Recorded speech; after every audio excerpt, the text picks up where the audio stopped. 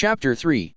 In the final accounting, it is the transition of consciousness into citizenship responsibility that is the goal. All else comes as a result of that choice. It was once offered as a part of the experience of bringing the US of A into being, but the consciousness of the individual people was not at a point that the goals could be maintained. Instead, the exploiting of the resources through greed was greater than the commitment to soul agendas. Thus these experiences were allowed to be played out for the lessons to be learned. It is yet to be seen if these lessons will be discerned and brought into wisdom by a sufficient number to salvage this planet. Choices must be made to place the whole as equal to the individual in the consideration of the result desired.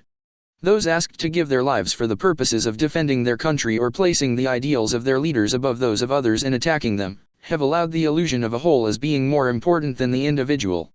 It is a supreme sacrifice.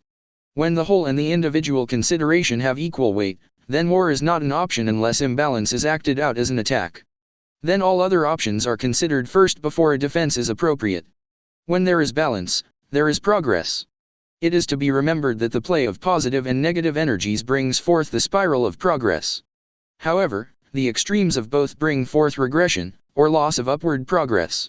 Another ingredient that must be taken into account within the context of war, is the familiar consideration of the victim consciousness. It is to be remembered that the law of attraction causes the victim to draw to its experience those who have a like consciousness but are on the other side of it, like the two sides of a coin. Those who feel abused draw to them those who will provide more of that experience until that attitude is shed. Thus war serves its purpose through forcing the victims to come together and experience the power of throwing off the aggressor. Then either the empowerment is retained, or the former victims return to one or the other side of the victim experience. This trading of sides continues until a realization is made that allows for transcending this experience. It is this outplay in the extreme that is upon this planet now. It is understanding of this situation from its larger perspective that will allow those who are about assisting the planet and its inhabitants to move through these experiences and continue their chosen work. The experience for those involved cannot be changed for them. The consciousness within each involved group must shift and move both individually and collectively. The consciousness of the group that each leader represents will affect that leader's decisions. No amount of outside influence on that leader will change that, and the only control that can be used is to replace that leader, usually through assassination. In that way the process can be slowed or changed by the chaos that accompanies the change in leadership, usually by tricking the group into believing the death of their leader was perpetrated by the other side. In this case, discernment is the key, and it is the one time that the observer group may be able to influence the outcome by circulating the truth. Through the comprehension of the larger picture, it is within possibility that those who have volunteered to assist the God focus can realize that their participation is a key to the transition of this planet and its inhabitants into a greater experience of manifested life. As taught by the religions at this time, personal power is transferred to and through an unknowable power and governmental bureaucracy. Both of these entities have been created for purposes of enslavement. The problem of education of the masses then presents itself. It is to be remembered that it is the first few who are awakened and make the realization of this hoax that are the most difficult to convince of this reality. Thus, those precious few are to be valued and the education process continued, for the process will become easier as the numbers increase.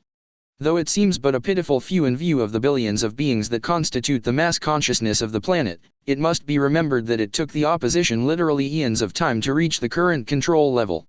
A change in the understandings that they have slowly and carefully nurtured can be accomplished in a very short time because they defy logic. The mind of conscious beings constantly searches for logic in order that each may stay positioned within the linear perception of time and life experience. Illogic is a form of chaos, and to assimilate illogic into a logical sequence requires a great deal of concentration. It is one of the reasons that rest or recreation away from this process is craved. Once illogical ideas are identified, then the sequential thought process reprograms itself, rather like a computer changing its internal arrangement of data to a more efficient combination of sequences. When illogic is perceived and the rearrangement of data takes place, then other illogical data is identified and the search is on to further identify any other illogical data present and to eliminate it also. Through this process, great changes in the mass consciousness can be accomplished. Chapter 4. As the light workers on this planet comprehend the larger picture, it is helpful to them to continue to broaden the picture to include a greater understanding of the galactic wholeness in which they are playing such an important part. This understanding is to enable them to enhance their observer roles and thus see through and past the chaos that each will find going on around them. Through the process of observation while experiencing the chaos, each will be able to place themselves in a position that allows them to be in places of safety, not in hiding, but in movement within the chaos. It is an experience of observing the self in movement, a process of literally being in two fields of awareness simultaneously. Simply put, an example to begin the process is being aware that each individual is at the same moment in sequential time an individual with its own life agenda and also a part of the family, community, state, nation, and planetary whole. Each status is an awareness that is separate and yet a composite of the whole earthly experience. Each shifts their thought processes between each role and yet maintains their stability.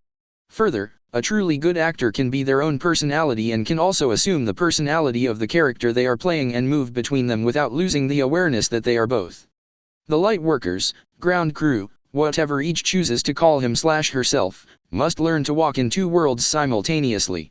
It would be wise for each to begin to practice the art of this split awareness. It is nothing more than an acceptance of the situation as it is. There is the world of deception and the world of knowing that the deception is being perpetrated on the planetary inhabitants. Each also knows that a new and different world of experience awaits birthing, but until the one that is known to the inhabitants begins to crumble into chaos, there is no way to birth the new one. As the current known reality reaches a specific degree of disintegration in the chaos, the new one can begin to come into manifested reality. The question is which one will materialize, the one planned by the dark planners or the one that is envisioned by the light workers, ground crew, and those drawn to the dream of the new paradigm. There is the planned world of disharmony with the galactic composite plan or one that is created in harmony with it. The critical number of humans desiring a harmonious existence within the surrounding energies of potentiality that constitute this galaxy must be reached in order for the new paradigm to come into a reality recognizable by those beings in harmony with it. Based on a mathematical formula, it is less than might be thought considering the number of humans on Earth. One of the reasons for this is that those who desire this harmonious experience will be focused upon that desire. Even though there are many humans that are now focused on the deception, during the chaos they will lose that focus and become caught up in the chaos. Their focus will be on the chaos, thus nullifying a great deal of the power that those of dark intent have established. It is during this time that the most important work for the light, those of positive intent, will be done. This is the reason that it is important for those of positive focus to become aware of their purpose for being here and learn to lift themselves out of the influence of the chaos and know that those will be the moments of most productive service to this planet and thereby to their fellow humans. The exact knowledge of the nature of the new paradigm is not all that important at this time, it is the desire for it that is important. It is the commitment to being part of the positive, light focus that is important. It is the practice of walking within more than one awareness by acknowledging them as a part of everyday living that is primary. Each must learn to choose in the moment which awareness is the predominant one and change from one to the other by intent. Awareness is the focus of who and what each is. Each has a multifaceted opportunity to learn to use latent, unused abilities that are available. The knowledge and use of these have been hidden and denied, for to use these would bring freedom from control. There are many that would seem quite miraculous. These are indeed simple applications of mathematical laws that exist but are unknown. Many of these will be included in the lessons to follow, not explained in confusing terminology, but as guided, simple lessons in application. When practiced and applied to daily living situations, they will become a part of each one's life experience and available when needed in the experiences coming in the sequential times to come. It is suggested that each begin to observe the various roles that are available in situations and thoughts about situations in daily experience, such as being part of the deception and observing the deception. During one's thoughts, which role is being played out: the family member, the citizen of the local community, the church member, the dismayed U.S. citizen when learning of the latest aggression by the government, the state citizen reading the news of the latest activity in the legislature, etc., etc. What observer role or active role is each one, are you, playing in the moment? Is it the role that you desire to play? If not, then can you change hats, so to speak, and observe from a different role? It is important that each of you learn to discern through self-observation where you are in the scenario that is occurring in your perception at any given moment. In the practice of this role-playing, much safety in the future can be gained. End chapter 4.